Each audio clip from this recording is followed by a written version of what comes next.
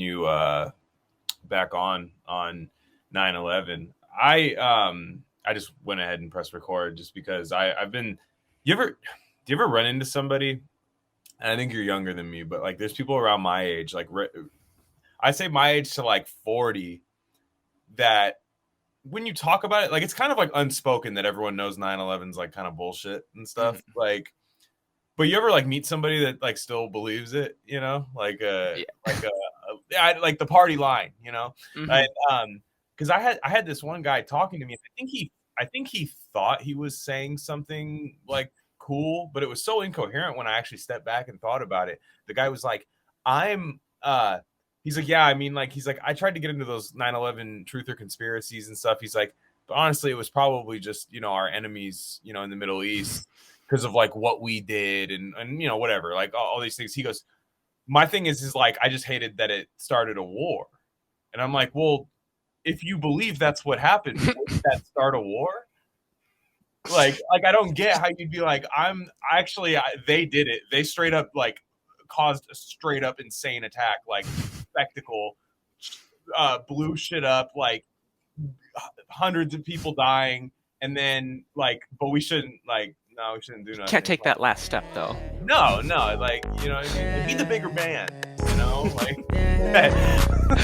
like some hippie spiritual shit about it. Yeah, from the 5 to the 6, we be in the mix with that rare candy paint job on the whip.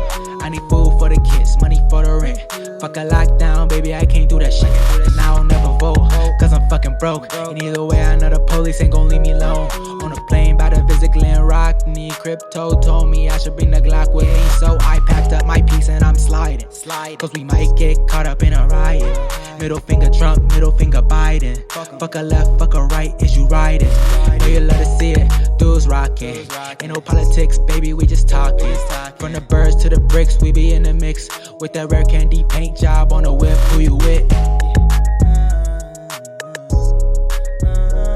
But what, Aidan, before we talk about the Mars piece, where are you on the 9/11 spectrum, I should say? Well, I'm pretty, you know, I'm at the part where it was an alchemical ritual, I think. But like, it's funny enough, 9/11 was like my start to a lot of this conspiracy stuff back in like high school. And I don't know, one of the first things was like, you know, the Pentagon and the video and, you know, Tower 7, all that stuff. But I'm pretty firmly in the camp that it was pretty much all designed and probably remote controlled. Like literally the planes were remote controlled. Oh, so there were planes. There were planes, not at the Pentagon. The Pentagon, I'm unsure. I'm unsure if it was a missile or if it was just some smaller plane. But there was some, I don't know.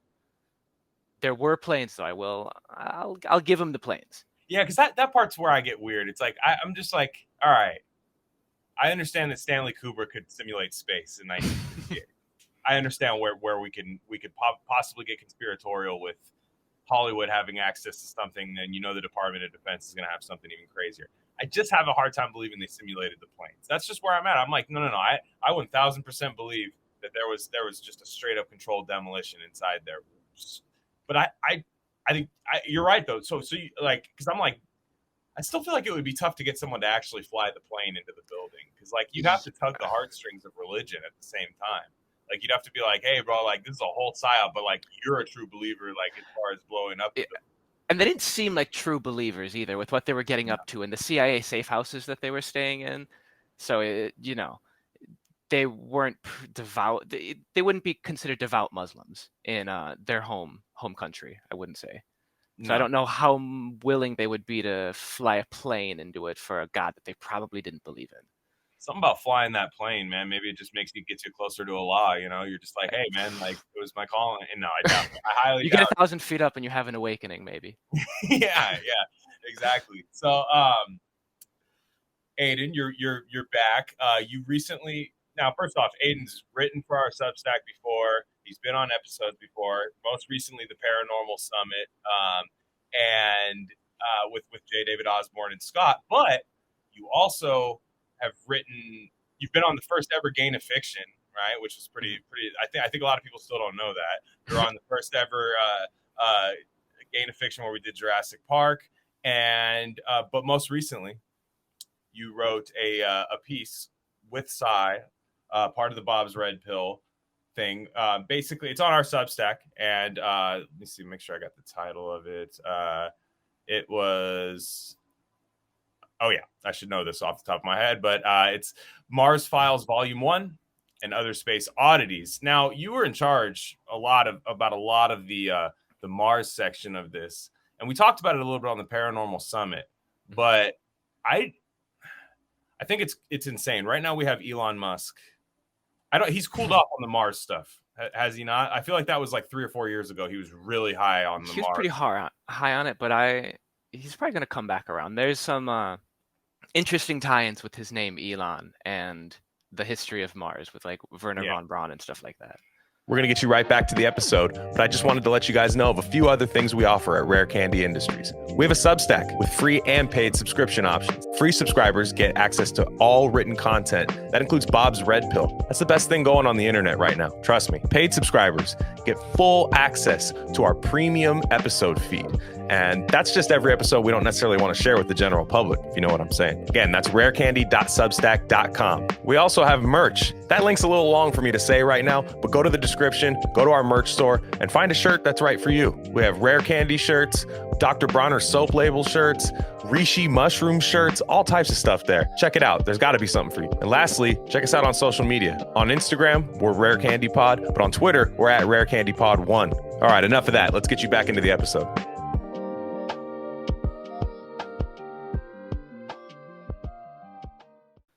Well, did you know that? I mean, what is it?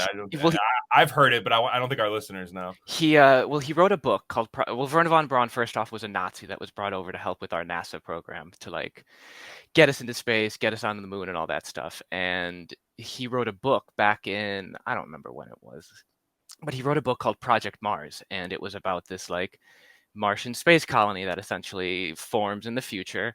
And it's ruled over by like a king, some sort of like top down one person like dictatorship type thing, and the title of that person is Elon, and who is the one person who is being touted as the future king of Mars or emperor of Mars in the current age is Elon Musk. So interesting synchronicities when you look at that and look at the people who were first putting it out and their occult beliefs, and in terms of manifestation or even just predictive programming, if you want to take the completely not woo-woo or spiritual side, but putting these thoughts into the collective unconsciousness so that they can then manifest or be harvested later on, and seems to be one of the things that might be pushed for the future. Yeah, and now you propose, and I know you're not the only person who thinks this way. This is actually stuff that's it's been going around in other circles for a long time. But now you think that was just there were like flat out wars fought on Mars, right? Like just violent, crazy wars, and there's chemical evidence of such. Yeah, so like in the atmosphere, so after a nuclear explosion, there are certain isotopes that are released, and they're only released after like an actual, like a bomb explosion. And so we see them over in our atmosphere, and the big one is like xenon-129, and it's left over again only after a nuclear bomb explosion. And we see a big spike in our atmosphere after the testing and after like the Trinity tests, and then the subsequent Cold War and the hundreds of thousands of tests that we did all across the Earth, and it raised our levels to ridiculous heights. And we see similar spikes in the Martian atmosphere, and in two specific regions of Mars we see like bigger spikes, kind of hinting towards two centralized regions for this hypothetical war, where if this isotope, xenon-129, is only released from a nuclear explosion, why is it turning up on Mars? This thing can't be produced naturally at these levels, if at all. I think the only place it forms naturally is like a supernova or something like that. So there's not really supernovas happening on Mars. No.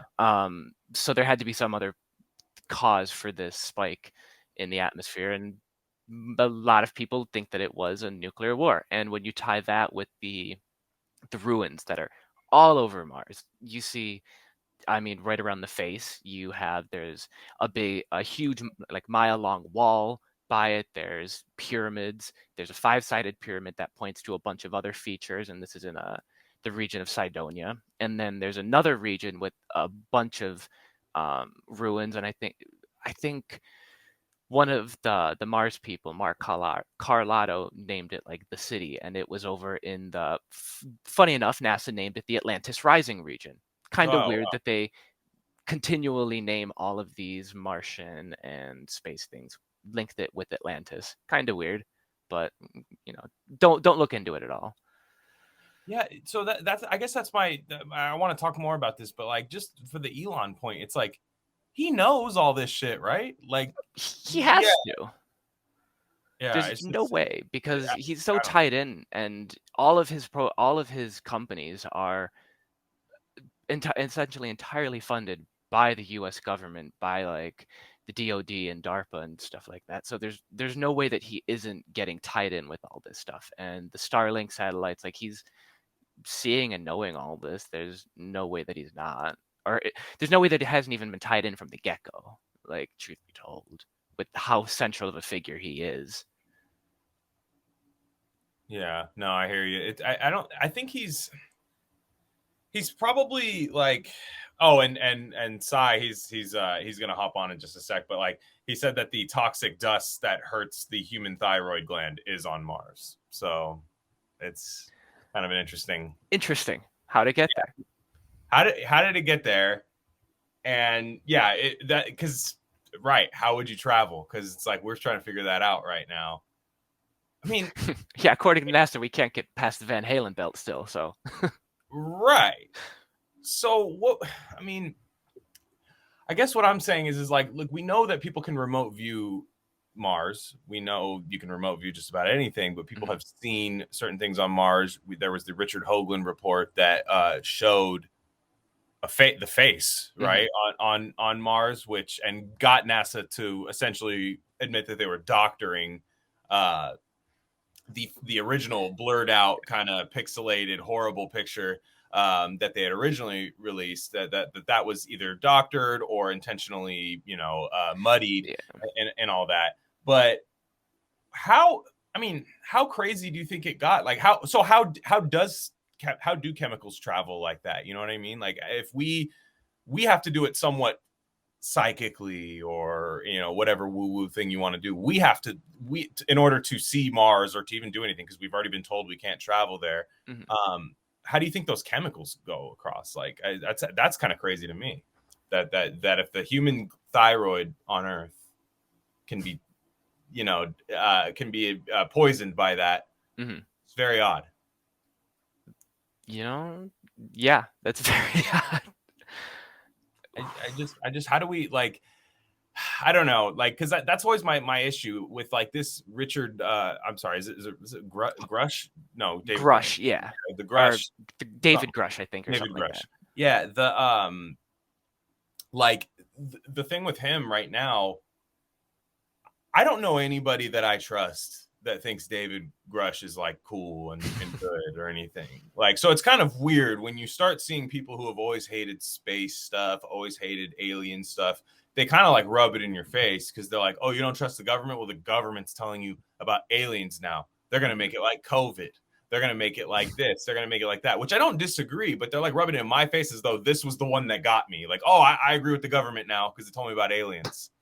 Like, oh, I agree with the deep state now. I agree with the CIA. They finally found the thing to touch me. It's like, no, they had the Beatles already. They could have got me a long time ago.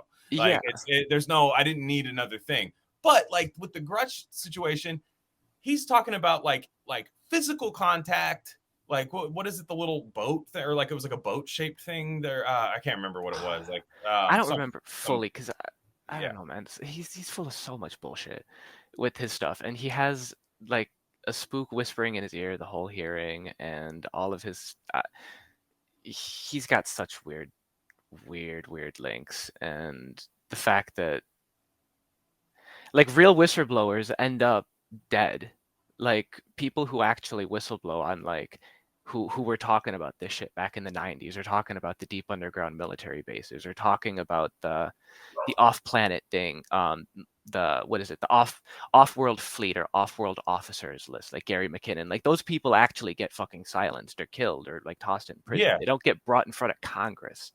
Like I don't get how anyone with any actual sense or belief in this shit is falling for it. I don't. And you're right. And to be honest, like I think people that think that they're trying to make it the new current thing, TM, capital C, capital T, like I get the new current thing. I think they're right.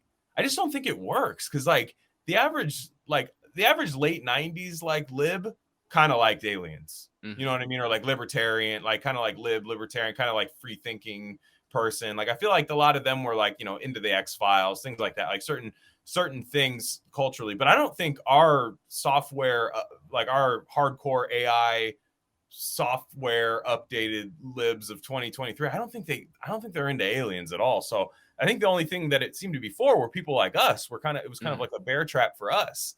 But like I said, the least interesting thing to me would be aliens taking like a linear path to like get here and invade. Like to me, like that, yeah, that I understand how that could be beneficial to the military industrial complex, because it's like, hey, you don't have to just worry about heckin' Putin out there.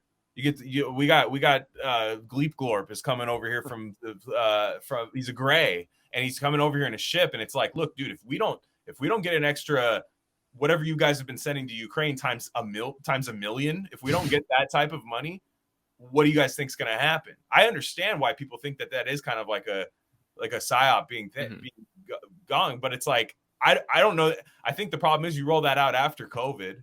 You roll that out after, I mean, anything, George Floyd, any of all this stuff that happened. You roll that stuff out. I think the people that are skeptics, like, I don't think that's the one they're going to bite on. They might not bite on it, but like if they have physical craft blowing up buildings in New York, they're going to believe that. And like, God knows how many fleets of these like man-crafted UFOs we have hidden away. Because I feel like they're going to use this to try and they're going to use it to try and get ahead of the curve and like base it fully in the physical. Make it so that people can't look at this thing at all from like a non-physical, interdimensional, like other sphere or other realm type of thing. It's only a planet-to-planet physical spacecraft. They're coming here to kill you. They're blowing up cities, because these are the same people that have a depopulation idea. They do want people dead, and I do believe that they have lots of these craft, and I wouldn't put it past them to have them actually show up above cities and stuff like that. Or AI.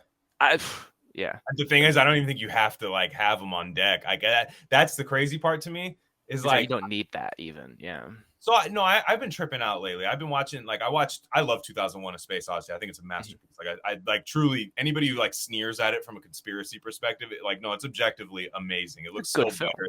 It looks better than like Star Wars, anything. Like it's just, it captures the moment of being like alone. It's like, it's really artful, and then it just looks breathtaking. Even still, like I just couldn't believe it when I was rewatching it the other day. And then but then I was watching this other new show on Apple called Foundation, and I was like seeing like space. And I'm just like, all you have to do is show somebody who's already like walking in lockstep with the regime. All you have to do is just show them B-roll of this shit. Yeah.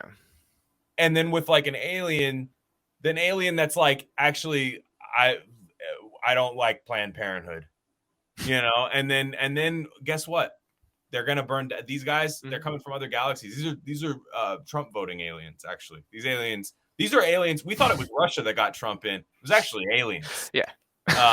Which then alien interference. And then if CNN just turns into Ancient Aliens, where they just kind of just become catch-all term, use the aliens as catch-all terms, like, yeah, it would be nuts. But yeah, I don't know. I think there's a lot. I keep waiting for it to really bubble, and I hear a couple people like at my work bringing up, it's like, hey man, like, you think that alien stuff's real? Like, there's people that'll ask me that type of stuff. but they don't really go into it beyond that. And I always ask them, I'm like, what would you do differently if it was? Like, I asked them, like, what would you do different? Like, if they said tomorrow, like, the aliens are coming, like, what are you going to do? Well, and I Like, feel like part of it is tied in with the Sitchin stuff, where Yes. they've been framed so much in the public psyche as if aliens are coming and they're smarter, then they created us. And I think that does a lot to the human psyche. And when you think about the implications of we weren't made of this earth, we weren't made of the divine creator, we were made from some alien fucking test tubes, and we were created as a slave race. And I feel like it does a lot to implant like some of these ideas and things that change the way we think about ourselves as a species and what we're allowed to think of what we can do. Because if we were just created as a slave species to mine gold, we weren't meant to reach the higher realms. We weren't meant to get in touch with our divine creator. We don't have any of that divine spark in us because we weren't made of that then. And whether or not people are consciously thinking about that, I think it does a lot to the unconscious. Yeah, because I think the beauty of believing in aliens is the fact that you have to expand a little bit. Mhm. Like, you have to, like, I think if you just view it as just like this thing that's far away that's coming here, that you haven't grown. Like, I'm not interested in like, I don't consider you one of me if you're just like, well, they're coming. You haven't realized where it's like I think aliens are so interesting because, like, again, I think we replicate their technology, blah blah blah, stuff I say on here all the time. I think that stuff's really interesting, and I'd like to know how they achieved what they achieved back then, and on these ancient civilizations. I think that stuff's interesting, and it gets you into like meditation and just things like that, like cool stuff. Not like, military mode, like, and people don't outwardly support the war machine anymore. At least, like, they have to be like psyoped into like, I support Ukraine and stuff like that. They don't directly say like, hell yeah, let's go get them type stuff. Like, people don't say that anymore. So perhaps this is a new way to get the millennials on board, like the millennials and below, where it's like, whoa, I mean, we're not being racist. We're not being imperialist. They're aliens. I mean, look, we're all on Earth. We care about what's on Earth, right? Earth comes together. That's not racist, right? Like, and it's odd. And they're like, don't look in the past, right? Also, don't look in the past, because the past is really racist. Even if the past is really based awesome ancient civilizations being in tune with stuff on other planets. Yeah. Like, it's very odd. It's very in the moment, very materialistic. I don't care for it one bit. It kind of just went right over my head. So many people, because it was kind of a newer thing on Rare Candy. So many people were like, oh, are you guys like pushing this narrative? And I'm like, no, like, I'm not. Like, I want to talk about fun stuff. I want to have fun. Stuff that makes you feel like you can do greater things, not shit that makes you feel scared and like your overlords are coming back. Like, there's so much more to it and more depth to it, as you said. And when you look back at ancient cultures and looked at how they constantly speak about being in contact with other spheres and other like entities from other places coming here and other dimensions coming through, like, it's such an integral part of the human race, human development, and our history here on this planet. And to limit it to just, oh, they're coming here in nuts and bolts craft is just sad. And I mean, it's what the elites kind of want. They don't want the populace in touch with that. They don't want us connected or believing that we sitting here me sitting in my room can get in contact with entities like that if I meditate enough or get to a certain plane of existence. Like, they don't want you to know that. Yeah, no, I completely agree. And like, it's odd because it's like a mirror. It's like, look, humans are, we can all grow as humans. That's what all like these tech companies tell us. We can all grow as humans. We're not perfect. In fact, like, at our stock mode, we can tend to be, unproductive and blah blah blah. That's how new technology gets sold. But I would imagine when they talk about like aliens, like, if you're really into aliens, like, in a sense that like we should be in an arms race with them or anything, you're for sure gonna want Elon to like build a colony on Mars. Like, you're gonna want to do that. And like, people will read old sci-fi, or like will attribute it to old sci-fi books, like stuff that like the real sci-fi fantasy where it's like not just the absurdity level turned up on day-to-day life, which is kind of the stuff I'm more into, but like the stuff like where it's like world building on other planets and stuff. There's people who are just like, well, we'll just do that then, like that's cool. But the problem is like you go read those old books, there's like a level of skepticism of like the whole everything to it. It's not a pro like let's go find aliens, any of these things. Like a lot of times, one, they're speaking metaphorically with the worlds they're building, but also they're kind of just like none of this was necessary. Yeah, and none of this crazy innovation is necessary. Like we are powerful with what we have. incredibly, and a lot of it, I mean, a lot of them go into the downfall of this technology and of this stuff, and how it's not necessarily always for our benefit. Like I mean, that's what a lot of like the Philip K. Dick books are about, and a lot of like just a lot of the sci-fi is about not always how this is something that is, I don't know, without fault or without any downsides, and that's how a lot of people kind of take it, or they think that yeah, we can just do something to Mars, terraform it, and it'll be lickety split to go. Yeah, it doesn't make sense to me. Like you have the I mean, I guess it does make sense because like I actually just got done finishing reading Adjustment Team. It's a short story by Philip K. Dick, and it's kind of just about this guy who goes into every day. There's this team or not every day, but whenever something needs to be adjusted to alter the future, right? So it's like if we don't, it's almost like a CIA installing the right leader in a country so X can happen. This is viewed as like a sci-fi version of like there's a thing called the Adjustment Team where it's like, okay, at 9 a.m. at this company the adjustment is going to be made. Well, one guy was late to work, so he didn't get adjusted with everybody else. And it's like it does feel like that a lot with a lot of these things. Like you just see the stuff that people get worked up about, and just for me, when I want people to get into the paranormal, I want people to realize that like all this day-to-day nonsense, like it's not that it doesn't matter. Like everybody is a human. Everybody has things that get them worked up and stuff. Lord knows I do. But what I want people to know is like if you come to a realization there's aliens out there, it's like no. If there's aliens out there, let's kind of just like let's realize that maybe we can zoom out a little bit on history, the world, and everything, and realize that actually it's okay today that like in this 24-hour span I didn't get a million things done with 30% effort just to say I got them done. Like I don't know if that's making any sense at all, but I just like to me, like that's where I want people to go with this rather than just this. Well, to be more deliberate with your time and how you spend it and what you do, and slow down and as you said, take a look and think about like our history and how it might change if this is real, and how maybe if we stop thinking about doing 50 million things at 30%, we can take 100%, put it to one thing, and build a fucking Great Pyramid again or something like that, which we clearly can't do anymore. Like there's certain things that we just, as a species, it seems almost impossible to think about putting all of our energy towards this long-term thing like that, because we're so focused on, as you said, just getting done. Got to catch them all, got to do it all, got to have as many things as you can lined up that you're saying that you've accomplished. But is it accomplished at a full percent? Are you getting as much as you can out of that? I don't think so if you're not putting as much into it.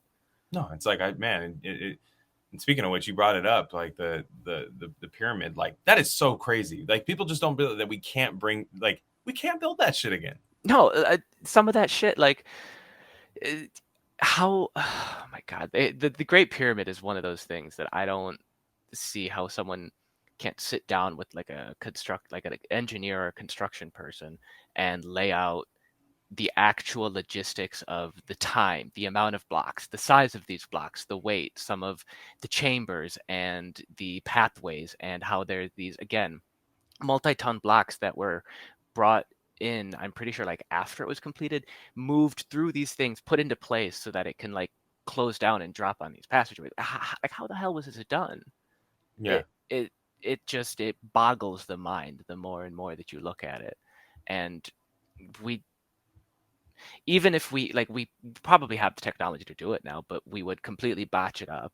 It wouldn't be perfect. It wouldn't be still standing. How many thousands of years later, which how many thousands? A couple thousand, 10,000, who knows? But Yeah. it wouldn't be what the Egyptians were able to do, or whoever built it. Well, and the pyramids, and I could be wrong on this. They almost look precise in their imperfection too. Like there's like parts of it, like that's what we couldn't replicate. I think, like we do it in Vegas. Go to Vegas. Go look at this pyramid. You can build a pyramid. Fine, whatever. Like no big deal. But like the perfect parts of like the imperfect perfection of it, I guess is the way I would say. Like how it all still works in that exact right way is so crazy. And then that's not to mention what it was used for. like we're talking about just bare bones of the pyramid are impossible to rebuild. But we're talking about something that, look, I've done minimal reading on it, on Joseph Farrell's work, but like his idea was like, okay, there's like 5 things that it could be used for, right? I don't have the book in front of me right now, but it's like 5 things. He goes, one, it's just not a tomb. So that's like what people like. The Great Pyramid of Giza is not a tomb. It's just not. There's no evidence. It's saying zero evidence. Zero evidence. No inscriptions, no body, no other things that are with every other Egyptian burial. None of that is present there. Yeah, it's wild that they claim that it's a tomb still. No, Egyptology is up there with vaccinology. I'll tell you that. Like I've come to realize that it's up there where it's just like it is. So what? Asshole, take it. You know, that's like essentially like, what are you going to be weird about it? Yeah, and they don't let anybody else do work in there, and the fact that one of the most ardent like critics of anything special about Egypt, Zahi Hawass, the group of people who helped get him his like degree and everything were the Edgar Cayce Foundation. Like this man was integrally tied in with people who clearly believed that Egypt has like Atlantis links and that the Sphinx holds a Hall of Records and all this stuff. And he was for that. But then once he became the head of Egyptology, he all of a sudden shuts that down and doesn't allow anybody in there to do research who believes that. And he doesn't allow excavations at the Sphinx, or doesn't allow people to go down to the cavity that is underneath the paw of the Sphinx. Like Egyptology is a scam and a sham. It's a scam. I mean, it is interesting because like, again, it makes it's weird because even the like materialist, I guess I don't know, just the party line, I shouldn't say materialist, but like where it's just like Egyptians built the pyramids, right? Like that's just Egyptians built them just with sandals, and stuff. And what are you, racist to think? What are you racist? What you think? Exactly. Like, so they did that. Is it really worth losing your job over, right? Yeah. Like that's exactly where he comes back to. Yeah, Egyptians built the pyramids. You may have evidence to the contrary, but it's losing your job over. And it's exactly that. But if you think that just means, but the funny, it's like, okay, you're supposed to look at it like, we built the pyramids back then. Now we have a smartphone. So like, that's the progress that gets to it, which like, to be honest, I kind of get it. Like the smartphone is crazy. Like this is some crazy ass like technology that we aren't capable of handling, but is like monumental. I mean, everybody agrees with that. Like it doesn't matter. Like everybody agrees with that. But if you then, now Egyptology can never admit they're wrong, right? They can't. It's not even like the pharmaceutical industry where they can eventually go like, yeah, we handled that wrong, but we recreated the good thing, right? In pharmaceuticals.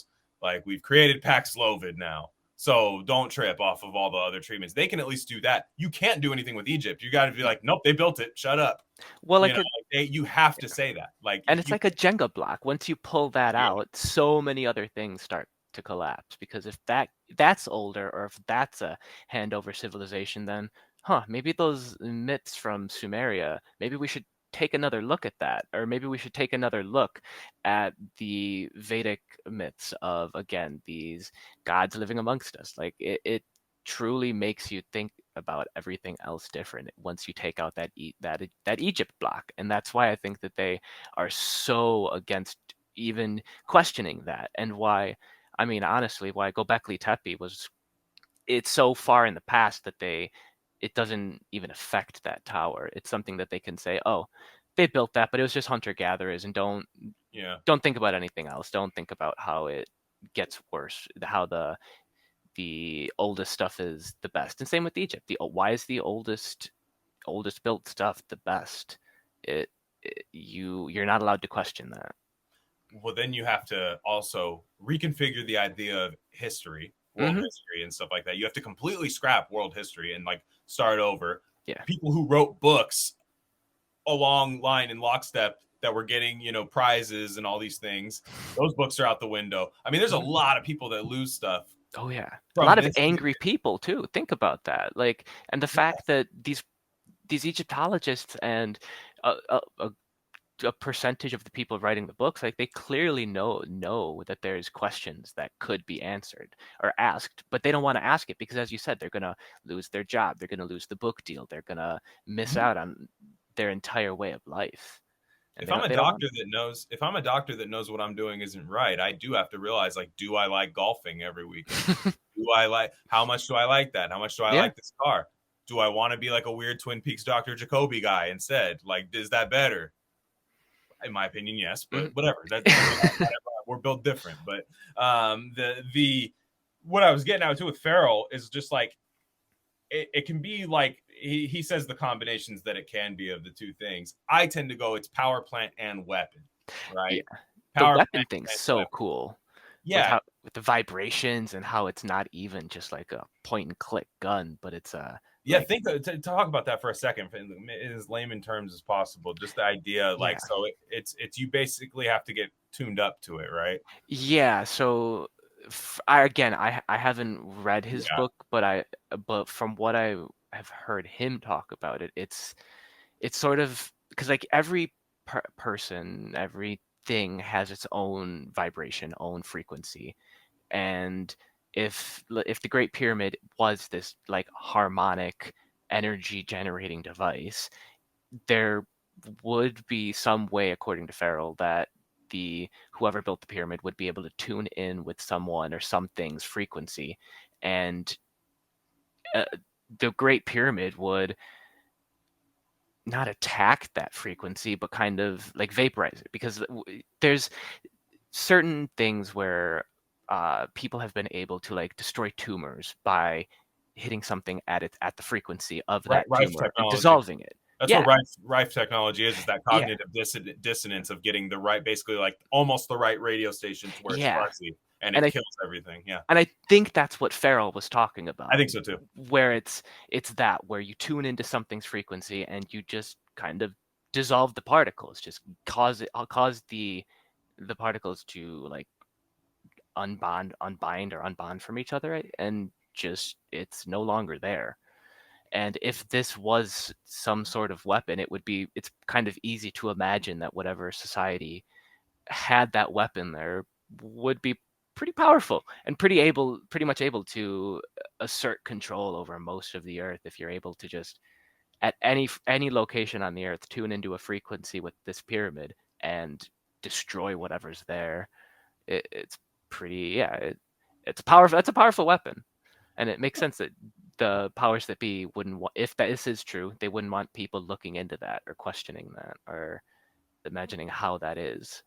And you have to think that a lot of that, at least some of the reports of like how it functioned would have been in the Library of Alexandria, right? Like you'd have to think. I wonder.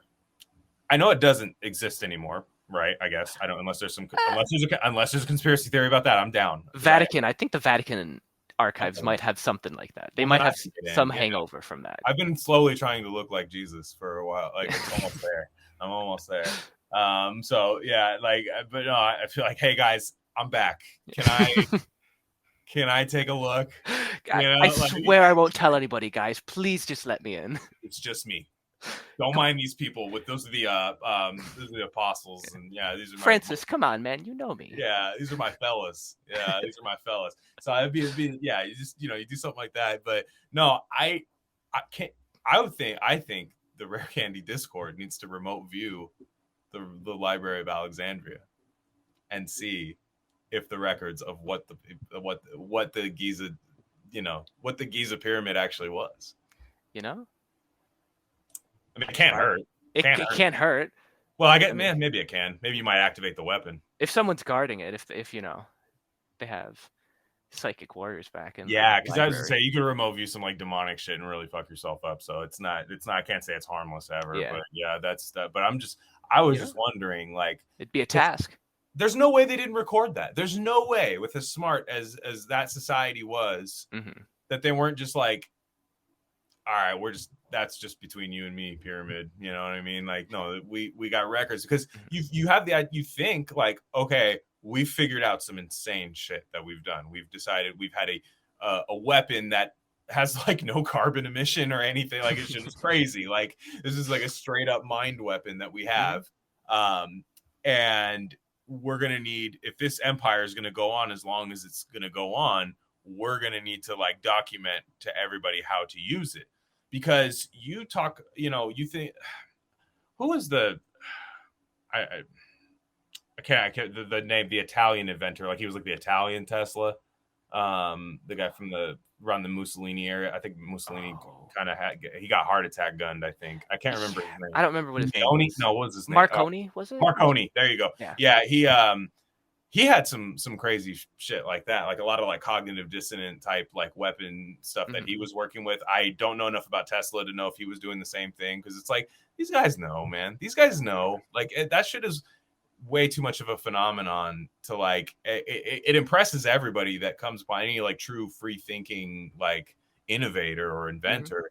They get like really hung up on that stuff. And Mussolini wanted the weapon from him.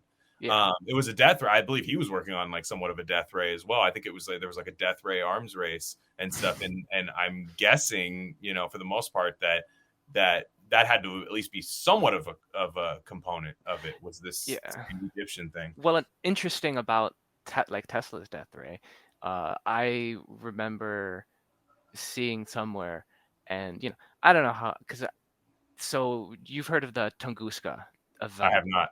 So it's this big, so they don't really know what caused it, but it's this part of this thing that happened in Russia in the I think it was like 1908 or something like that. And it's this just huge area of forest that has been decimated by what looks to be like some sort of extraterrestrial impact, but there's no crater. So people it's something that's constantly like debated and wondered what it was. One of the things that people think, like Randall Carlson thinks, that it was like an airburst, something that exploded in the air and then caused this big crater. But another thing that I've seen is that this happened at the same time that Tesla was testing his death ray, or his one of his like Tesla towers, or what was the Wycliffe Tower, whatever his like energy generating tower, which he, if I'm remembering correctly, go ahead, keep going. I'll see if that's what it is. He did base some of that off of the pyramid, I believe, and off of its like the pyramid's shape, design, and using it as a like creating a like a positive to negative current using the earth and generating power through that. And I believe he thought that like the pyramid was something similar to that. And if he recreated that pyramid technology in his tower, Wardenclyffe. Yeah. Wardenclyffe. Yeah. Yeah. And so again, I haven't looked super into this, but if that happened at the same time as the Tunguska event, which is this craterless, like multi-mile diameter, like the pictures from the Tunguska event are crazy. Just these massive trees that are just knocked over. Yeah. I'm looking at it right now. That's crazy.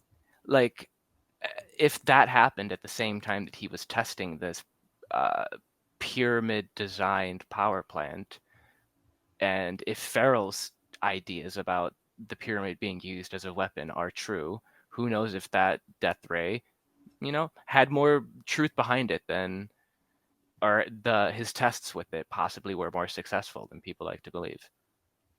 Yeah, it's funny too. If you Google Tesla remote viewing, it goes Sentry mode on a Tesla Model 3 pops up, where you can use the mobile app to remotely view the area surrounding the Model 3 with exterior cameras. Very interesting.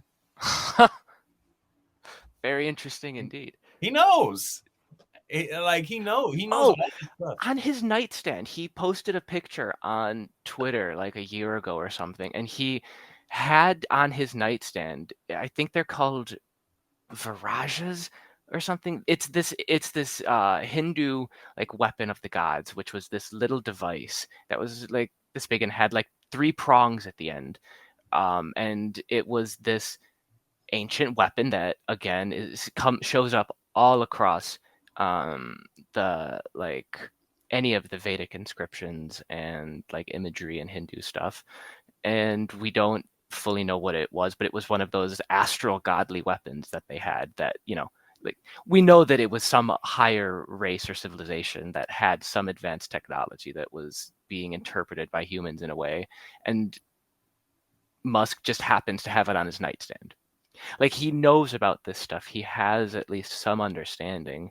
And the fact that he's being again touted as this future emperor of Mars, he has like similar to how China has their WeChat, which has everything in one. That's what he wants X to be. He wants it to be this everything app, and he's being touted as this like counterculture figure to counter the elites, but he's been completely funded by these people. He's a government contractor. He's Exactly. Like, why does anyone think that he's going to do anything different?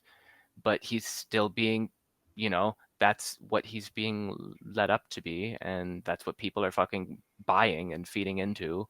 And if he has any understanding of this advanced technology that we've been rediscovering or that our elites have known about for a while, then people should really start to question his motives and what he's doing and stop buying it. Yeah, it's exactly because there's so many people. It's either like he's an evil fascist, which I don't think we've got there yet, but I think it's sure. But I think the reason they're saying is because he didn't ban like Candace Owens from Twitter or something, or something like that's why, or would allow Trump back on the platform. That's why people think he's like an evil fascist. Seems pretty Nazi to me. Right, exactly. A sitting president was allowed to, is allowed to come back and speak. So that's a Nazi. And but then you have the other stuff like where people are like, oh no, he's this innovator genius. Again, that's not wrong. I do think he is. I don't care for his Teslas one bit. I think they're pieces of shit, to be honest. But like, driving bombs. No, they're terrible. Yeah, I saw the advent of them. I like it's not far away where their main plant was and stuff. Like I saw the beginning of them. I've seen all the self-driving stuff. Like they're pieces of shit. But like at the end of the day, like that dude is on to something. But then you have like, other people who are just like, he's a fucking moron. And I'm like, no, that's the least wrong thing. Or I'm sorry, the most wrong thing is like he's a moron. Like it's like the guy's smart, man. Like the guy, there's this weird thing where we've like become so jaded and like ironic about everything and kind of detached that like anybody we just don't fuck with, we're just like they're an idiot. And it's like to me, it's like my Bill Gates is still like my number one. I'll never call him an idiot.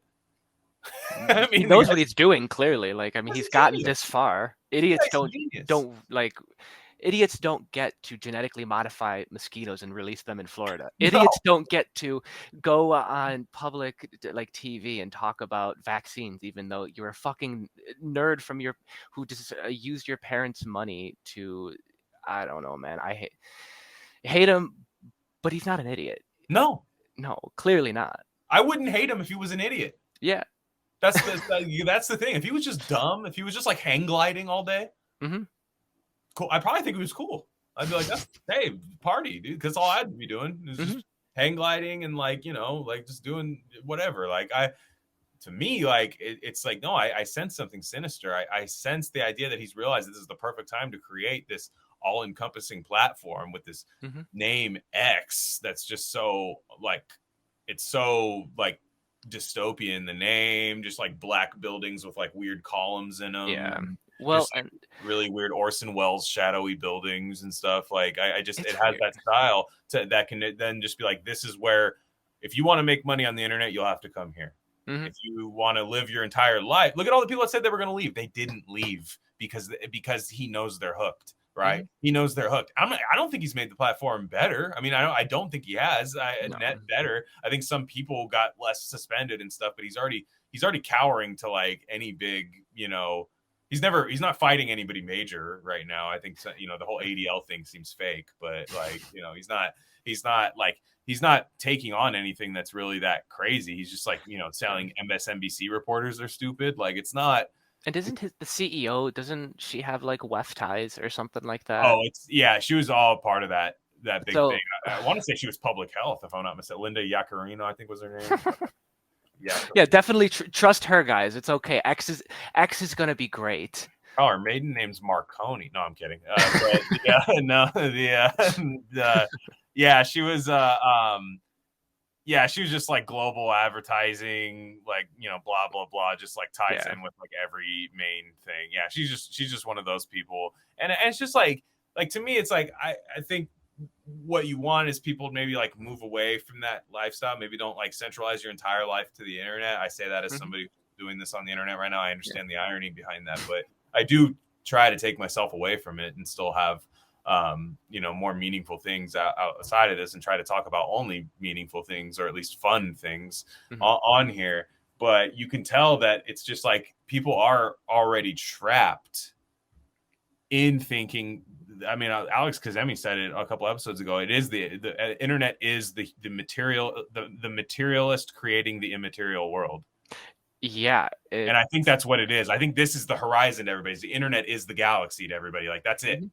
You know, it's wild, and the way that they're trying to incorporate it into this like augmented reality, where it's not even that you're sitting there looking at a screen or plugged into VR all the time. It's this almost internet overlay that they're going to want to put us all through. And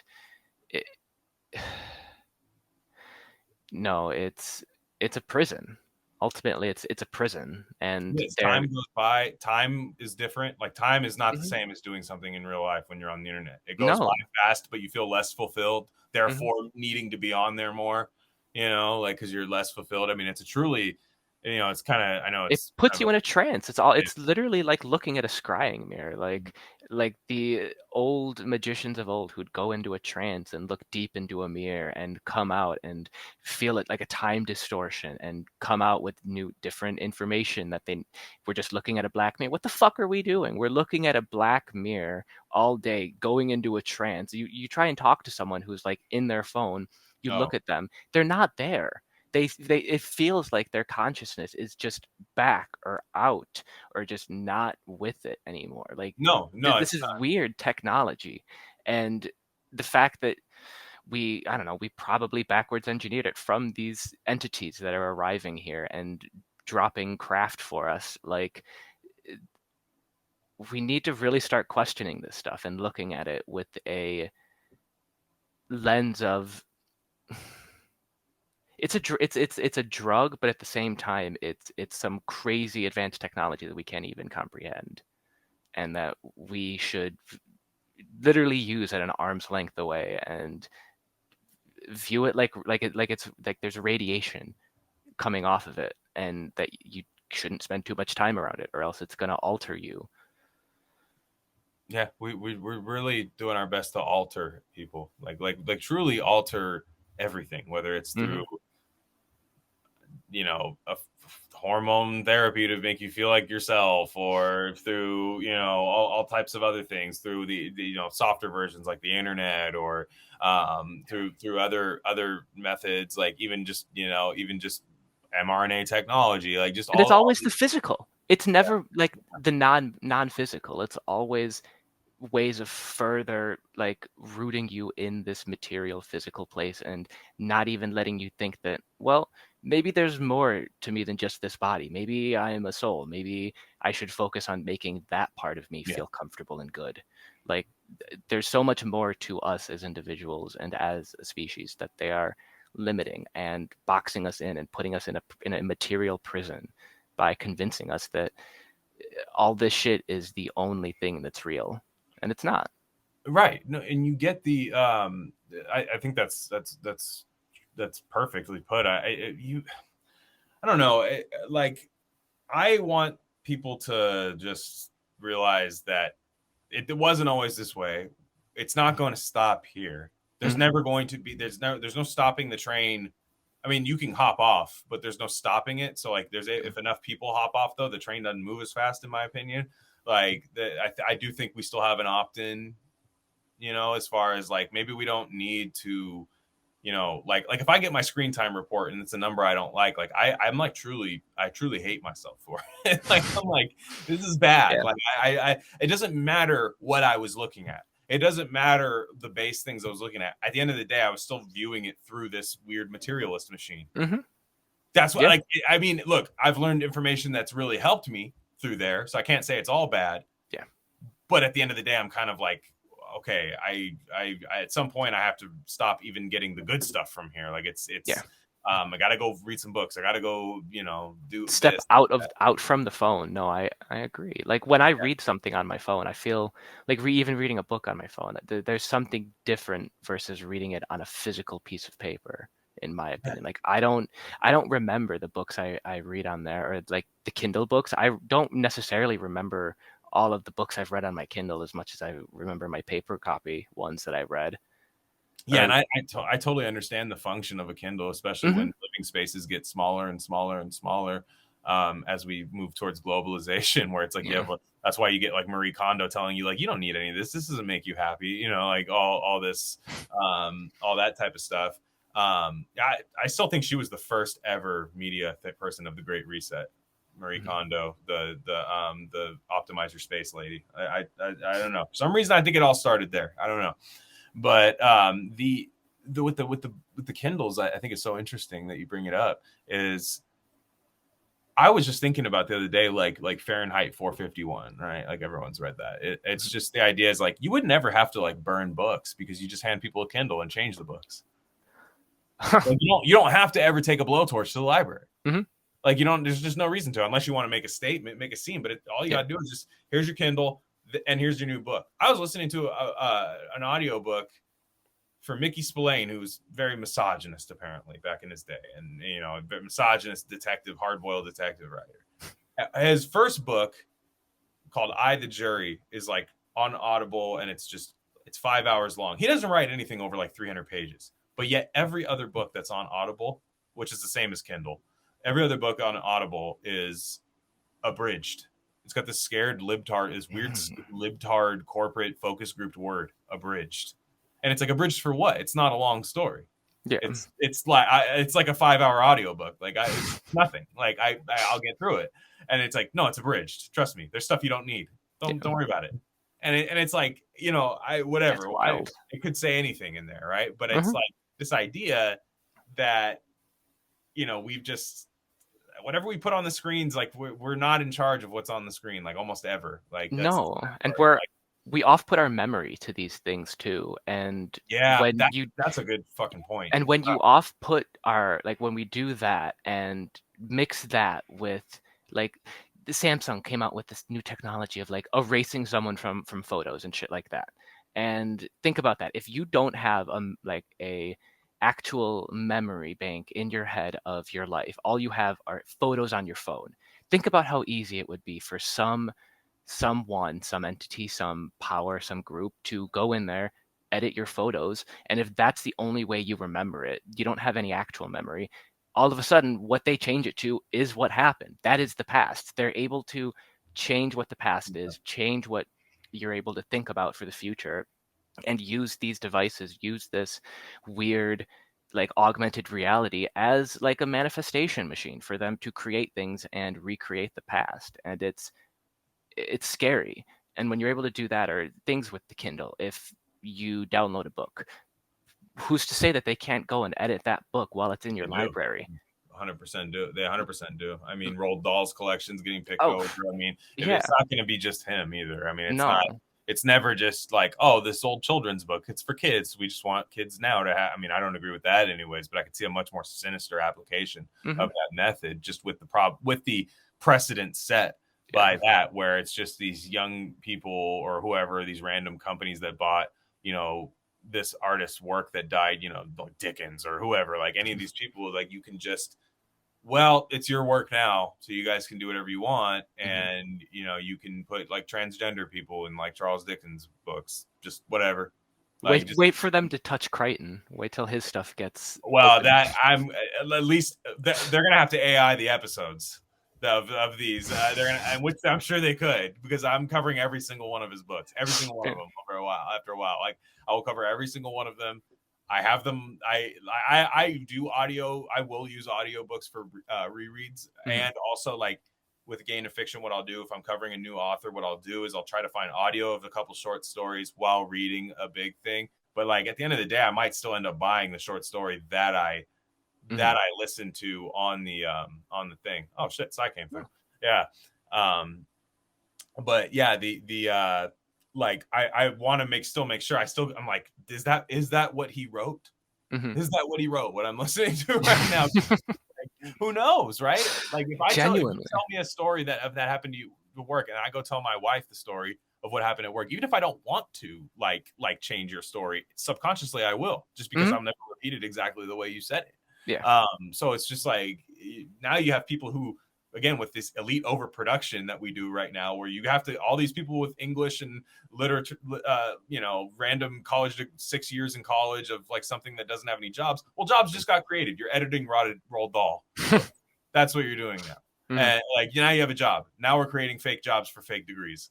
And so that part is interesting. Like I said, physical media, books, DVDs. They've already changed the French Connection, William Friedkin's French Connection. They've edited out racial slurs from there. Again, you're not supposed to be able to argue with that, because it's like, what are you, pro racial slur? If it was said in the movie, yeah, I'm pro that. So whatever. Like, it's leave the art how it is. He made it that way. Make something better. Exactly.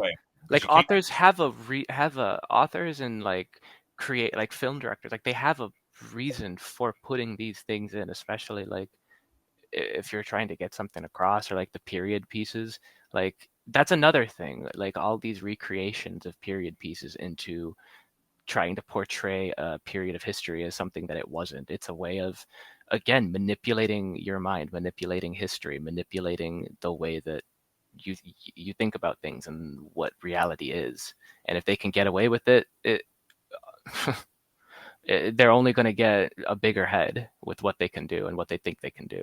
Yeah, and just the fact that like we're just fine with it because we get a few bones thrown our way, and just and like I think Audible is so popular is because people can multitask, right? Yeah. And by multitask, that means not pay attention. I mean, it just is what it is. Like you're if you're multitasking, there's you're not, so you can say like, well, I read this book and still did this, still went to the mall, still did it, bought all these things, still did everything, still was at work. You can say that, and so therefore, like we've been sold this idea that you're actually achieving more. So it's yeah. But I wanted to ask you about Zecharia Sitchin, because when I read Dr. Joseph Farrell, he does really appreciate Zecharia Sitchin's work. I don't think he's a maximalist in the way. I actually don't even think Farrell's a big alien guy. In fact, he says they haven't really been proven to him yet. But he does. So I'll open it up here. Zecharia Sitchin, he has translated, right? He's been like kind of a translator of like sacred texts. Yeah, like the Sumerian tablets. It's said that some people agree with his translation, some people don't. Dr. Joseph Farrell says that his translation does seem to track his interpretation of said text. Is maybe what he doesn't always agree with. But what are your thoughts on him? I could agree with that. I don't know, because I definitely think there's a lot of truth to some of his interpretations, like with there being some sort of advanced group of people, entities that were here, that were communicating with us, that were probably the elite of that society, of the pre-Diluvian Sumerian society. Like there's truth to that. Like we see it with the king's lists in Egypt that match up similarly to the Sumerian ones, or whichever, and some of his other things. Like there definitely seems to be a bit of truth with it, but his interpretation of like these aliens from Nibiru coming down and making humans, I definitely don't think that that's the right thing. And I mean, I've been hearing and seeing some stuff that idea of aliens or extraterrestrials, entities coming down and creating humans as like a science experiment. The origin of that, like a lot of ancient cultures don't really have that belief. They believe that like the divine creator made us, or we were of this earth, like we weren't created by something else external coming here. That's not a part of any ancient cultures. Where that starts is with the Vril Society, which is a subset of the Thule Society, which formed the basis of like the Nazi ideology, and this mystic Maria Orsic who channeled these entities from Aldebaran. And there were these species that destroyed their planet, came to our solar system, destroyed Maldek, which was the asteroid belt now. Then they came to Mars, destroyed Mars, and then they came here and created humans. And since that, it's kind of channeled down and gotten to Sitchin, where it's these aliens from Nibiru, from this planet that has this huge, like, what is it, 3,000, like 1,600 year orbit, something like that. And when this planet Nibiru comes close to us, that's when the Anunnaki like interact with us. But it's all physical, it's all material. Don't think about it as like a sphere or a realm coming close to us where like the veils are thinner and entities can pop through. Don't think about it like that. Think about it as physical. And I disagree with that. I don't, because it takes us away again from this belief that we're connected to Earth or we're connected to a creator. It limits the scope of what the human race can be, because you're just a slave species. You were made to mine gold by aliens who blew up their planets, by horrible god aliens that again destroyed their planet. They're not good. They're not a good species if you look at any of these things. But they're still touted as our gods, and that seems very disempowering and ultimately just evil. Like, it's not right. Our creator is divine and beautiful, and we are of him, and we are of this earth. We are not of another sphere. And anything that tries to get us away from that is disempowering and is a deliberate attempt, in my opinion, to confuse us and take us and each of us individually away from the reason that we incarnated here. Also, it just sounds really gay. Truly. Like, the thing that he's like proposing is just like, that's gay. I don't want to do that. It has to be sicker than than what I think. Sorry, like my scientific method is how sick does it sound, and like applicable for me, because like otherwise I'm just like, that's just overwhelming. That's like to make, and like there's two ways to like zoom out and like view something larger. There's like the whole idea where it's like, actually you were just created, you were in a Betty Crocker little fucking cake mixer in Nibiru, and the Anunnaki were, blah blah blah, doing all this stuff, and you're nothing, right? That's like very, like, that's just like a woo-woo way of doing like Sam Harris bullshit, like where you're absolutely nothing. It's like Reddit meat sack stuff. But like for me, I'm always just like, no, there's a reason that I'm created. I'm created by the same person who created aliens. I believe aliens, there's good and bad, just like there's angels and demons. I don't think they're that different. I think, I have reason to think, like, if you're going to use the Bible as the way that you've, understood spirituality, which I'm not against at all. It makes sense that like these divine creatures that almost every major belief system has seen, and these big like spiritual creatures that we call angels and demons, probably aliens. I mean, they could possibly be alien if we were to actually encounter that. At least part of the picture. Yeah, part of the picture. Like, it's just like to me that makes a lot more sense. And it's like, well, what translation did you do? I didn't translate anything. That just sounds sick to me. Vibes, bro. It's just I feel good. Like, I feel good thinking that. I can roll out of bed tomorrow morning and go to work and just be like, that's how I was. Because like, honestly, if I believe what Sitchin is, where am I there? I feel like I'm sadder. Yeah, like, get back to the gold mine if you believe that. Yes, exactly. It's so disempowering to think that, and think that you were made to be a slave.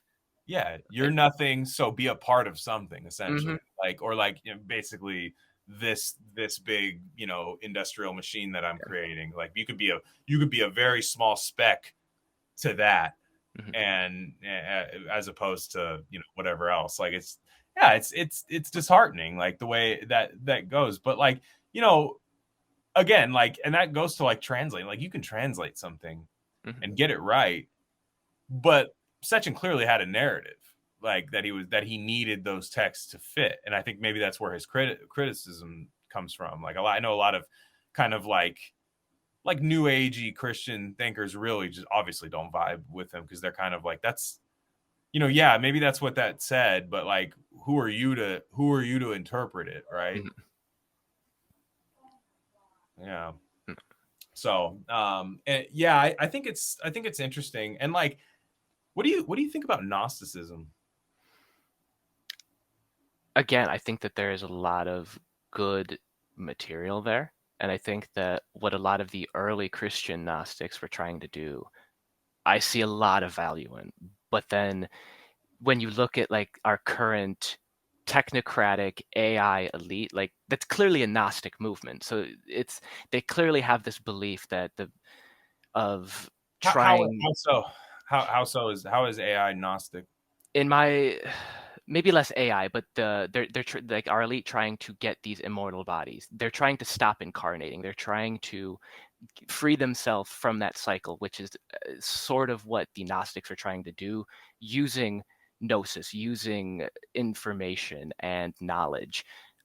Using that, they're supposed to be able to free themselves from the confines of this physical realm. And I think that our elite are trying to do that in a way, but in a very twisted way. They're trying to create these, they don't ever want to die. That's why they're constantly pursuing this like life extending technology, because they want to become gods, but in this lifetime, they don't want to reincarnate. And I think that that is a perversion of some of the Gnostic ideas of using experience down here to grow the soul, so that in the next incarnation cycle and the next one and the next one, you slowly grow your soul to get closer and closer with source, and try and build back to that and remember our nature, but trying to do it in the material realm, which is what our elites are doing, and what the people doing AI and doing the technocracy, like they want these immortal physical bodies, sort of freeing themselves from the confine of the physical and living forever, but still being in the physical. And that's, again, I think that it's a weird perversion of some of those Gnostic ideas, because they're doing it through knowledge and like learning stuff and building stuff. Right. No, I think that makes sense. And like, yeah, with like, I mean, because Gnosticism, correct me if I'm wrong, like the whole, you know, I guess like the kind of beginner's guide to it is essentially like, I don't want to say God is bad, but like the world that God created is not great. Yeah, there's like prison. It's kind of like there's like creators and like sub creators that came down, and one of them, the demiurge, as like a lot of Gnostic texts will refer to him as, is this sort of third level creator that doesn't realize that he's not the true creator. So he creates the material world, he creates Earth, but he does it in a way that he believes to be the true creator, but he's not. So he's vengeful. He has some of these negative aspects, and this is how a lot of people see Yahweh. And I mean, I definitely agree with that. Like the Old Testament Yahweh is vengeful, angry. It isn't a good God necessarily, isn't necessarily the same God that Jesus is talking about. And like it seems to be a black and white, like A and B, two different entities between New and Old Testament. And a lot of the Gnostics were picking up on that. And because of that, they came up with this idea that because the material isn't the true reality, and if this Old Testament God that created this material realm is evil and vengeful, then it has to be a sub-creator from the actual true one. And he's trapped us here, and we need to escape from this realm. We need to get out of it, break and get through the demiurge in order to get back to source. And I think that there's some truth about getting back to source, but the material world isn't evil. Like it's not necessarily good, but it's not evil. It's not bad. It's made here for us as like a school. This realm, the place we incarnate to on Earth, is set up as like a school for our soul to get more in touch with who we are, get more in touch with Source, remember who we are. Like, we're divine beings, and we come into this realm and we forget that, and we have to remember that, and then remember why we came down here and what we need to work on. And Gnosticism gets part of it, but then a lot of this Gnostic sects kind of they lose it. They lose the picture, and the interpretation of the actual kind of facts of why we're here get lost and get skewed. Yeah. And where do you, as far as like, if I asked you today, how do we get here and what are we here for? Like, what would you say? I mean, best you can. I mean, not, again, we're trying to get back to Source. And I think that each like planet in the solar system is set up as a place for our soul to work on to get closer to that Source. And we just keep incarnating here until we get that. And I don't necessarily know, like, because I know like Rudolf Steiner and Edgar Cayce kind of talk about things where, yeah, you keep incarnating here, and there's this soul school within the solar system that you work on things at different planets, and you eventually are trying to get back to Source. And I definitely think that that's part of it. Like, there's a veil of forgetfulness that we take upon ourselves when we come to Earth, when we incarnate here, and we have to, through living life in that reincarnation, we have to kind of push through that and remember who we are, remember why we were sent down here. And each of us were put down here for a slightly different purpose, obviously, but the end goal is getting back to Source. And however you need to do that, I mean, obviously it's because when you look at like what Jesus talked about, like God is love, like the universe is love at its core, at its source. I think that it all does come from that.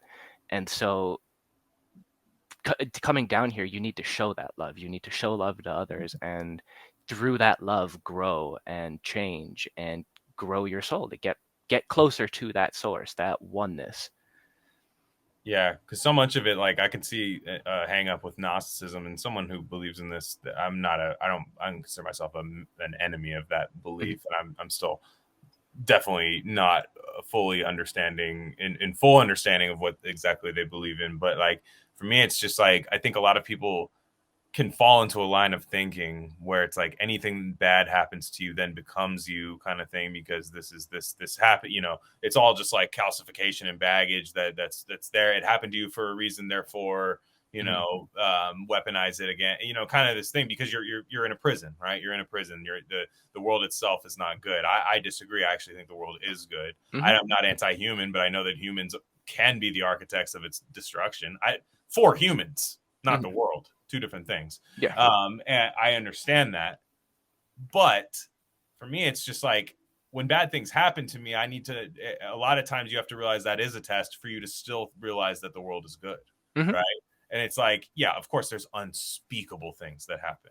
Unspeakable things that I've never gone through, things I hope to never go through, things that I hope most people never have to go through. But like, then when you realize that there is an immaterial world, that might be the only thing that actually gets you through those unspeakable events, really, because it's the only way any of this stuff makes sense. Atheism pretends to rationalize it because that gets you really excited to vote Democrat or something, right? Because we can eradicate that with voting and all these things, because they don't lose the panic. They never lose the panic.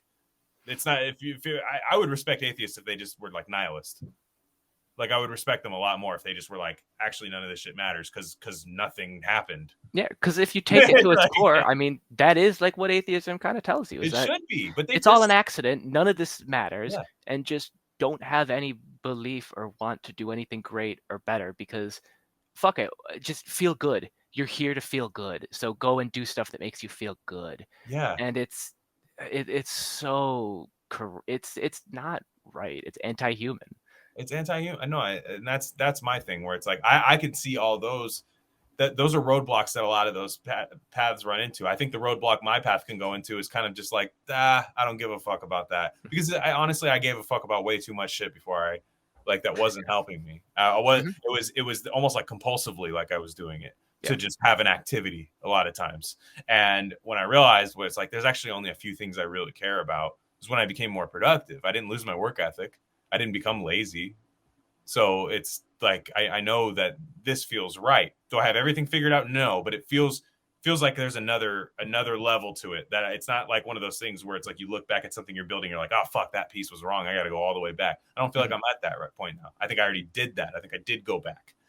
So now it's like all about progressing, which I think is actually what a progressive should be, is trying to progress and be 1 foot in the material, 1 foot outside it, you know, and kind of coexist in both worlds and be able to move back and forth, which I think is at least what I hope to do. And it's like, I think people get scared because they're like, but I just believe in God. And it's like, me too.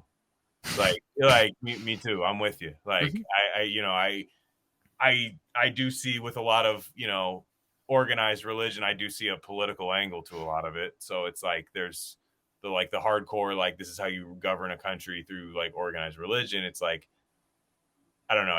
They lose me there. I understand its effectiveness, but I understand that that's how it worked for a long time.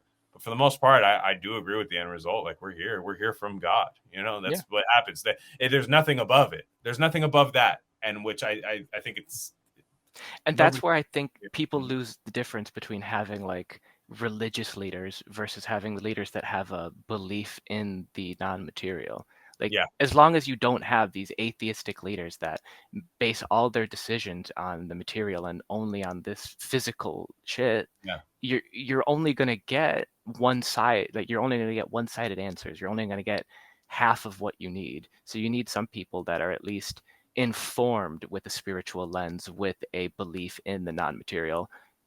But having I don't want Sharia law.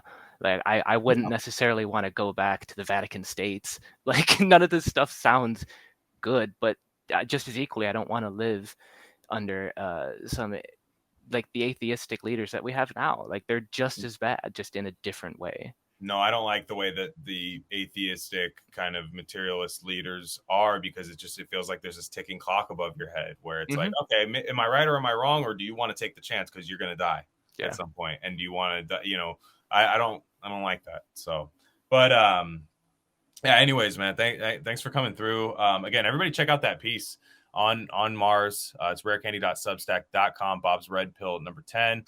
Subscribe. It's free on there. Free subscribers. You're going to get lots of writing. We also have a feed, which Aidan's also been on, like I said, for Gain of Fiction Volume 1. Gain of Fiction, man, that's timeless, man. It slapped. It was great. I mean, if that episode wasn't good, there wouldn't be fucking 17 more of them. Like, it would have ended there. So you can tell it's good. And it was great. Awesome book, by the way. But then the good thing about having a podcast, I think, is that I have a chance to alter time a little bit. So I can decide when this episode comes out. I can, I can lead you back to I believe that was at the December 31st, that episode came out, Gain of Fiction Volume 1. And I could just be like, well, you could listen to that tomorrow and think it came out today. So it's my that's the fun time I get to play with people's time and stuff like that. But I never remember what your Twitter is. It's the good Mac, right? Yeah, I think on _good_Mac. _good_Mac. It'll be in the description. Again, I'm trying to get Aidan to just write all his like brain dump thoughts, like that he, just put it. I'm going to give you like just a blank canvas. He's going to be we want it all on the Substack. He's got great stuff. Got an Angels and Demons one. Yes. Coming with. Aliens. Oh, I love that. I love that. So anyways, man, that's it for us. Again, if you're listening to us on audio, if there's an option to rate and review us on there, that's great. It really helps out with people finding us. I know Apple and Spotify have that option. I know some of those little like weird like Android app, maybe they don't have those, but and if you're on YouTube, actually, if you're not on YouTube, even if you don't watch us on YouTube, it'd be great if you guys subscribe to us on YouTube. And there is some YouTube only stuff on there. So on that note, catch you guys later. Everyone have a safe week.